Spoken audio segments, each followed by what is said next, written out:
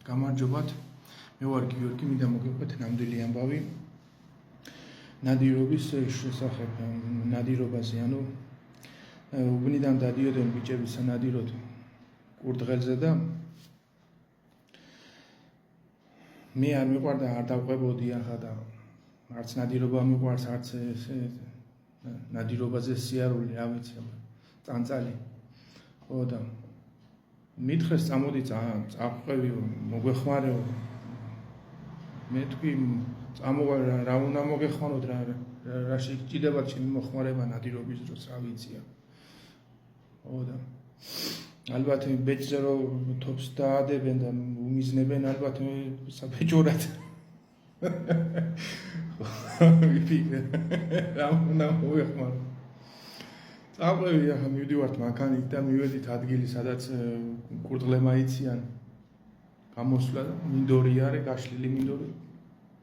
იქამდე მივედით მანქანით. ხო და ამოიღეს მანქანიდან აკუმულატორი, ჩადვეს მეშოქში, შეაბეს რემნები და ამკიდეს ბეჭზე ეს აკუმულატორი. და ამ აკუმულატორზე შეაბეს კაბელი, რა ვიცი, მითი კლემებით და პროჟექტორი და ღამე დავდიოდით, ვეძებდით კურდღელს. ანუ რაში იჭირდებოდა მოხმარება, აკუმულატორი უნდა მეტრია მე.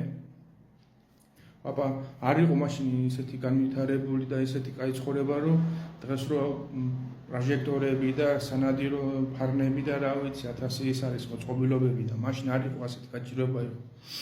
აკუმულატორს დავათრევდით, უნაგევლო კილომეტრები. და ამ აკუმულატორს კიდე ახალი კი არ იყო, რაღაცა მაღაზიდან გამოტანილი იყო, ძველი გადაკეთებული, ასჯერ გამოცვლილი შიგნით კისლატა, ჟონავდა ბანკებიდან, თავსახურებებიდან ეს კისლატა და ზურგზე ეწვეთებოდა და ჟონავდა და გადატყაული იყო ბეჭი.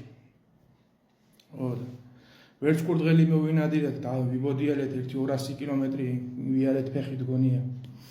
სახში რომ მივედი აღარაფრის თავი აღარ მქონა, არც კურდღელი მინდოდა და აღარც ისეთი დაღლილი ვიყავი და ფეხები ისე მდგიოდა, აკუმულატორის ნათრევი ბეჭები და ზურგი გადატყაული და ასეთი ამბები ხდებოდა ჩემ დროს.